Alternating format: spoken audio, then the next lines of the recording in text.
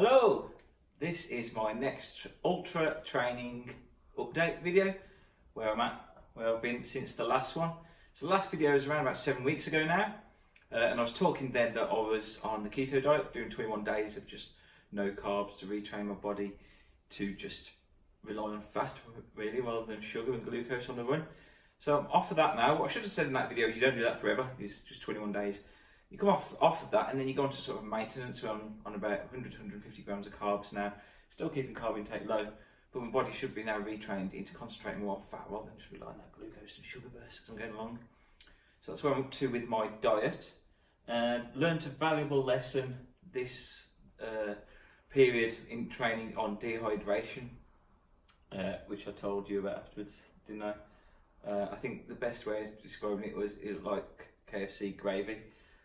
Which I discovered on a run, and basically took some water with me, but during the keto diet I was dehydrated as well, didn't have enough salts on me, and just got into a lot of pain, couldn't go to the toilet, and it was bad without going into too much detail.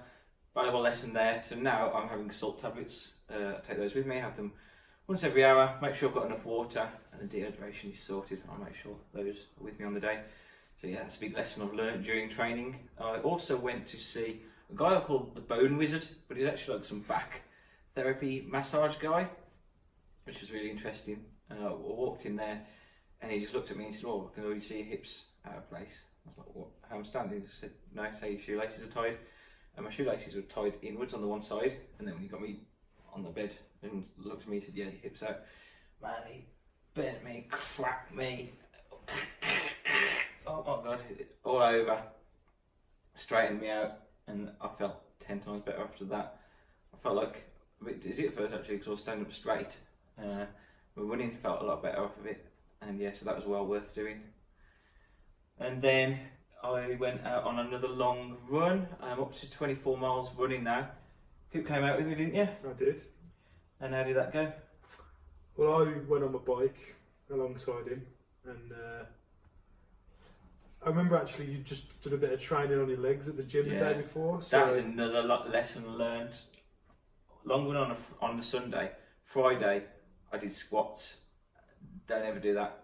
Within the first sort of 2 miles, I was like, "Coop, I'm not sure if I can make this. My legs are in bits already." So I said, "Well, we'll go as far as you can, and on the way back, if you need to go on the bike, I'll run. You can go on the bike." We got about 4 miles away from home, and my bike, I got a flat tyre on my bike. Yeah, just as I said, like, "Oh, when we hit 20 mile, I'll go on the bike." He gets a flat. So then we both ended up running home.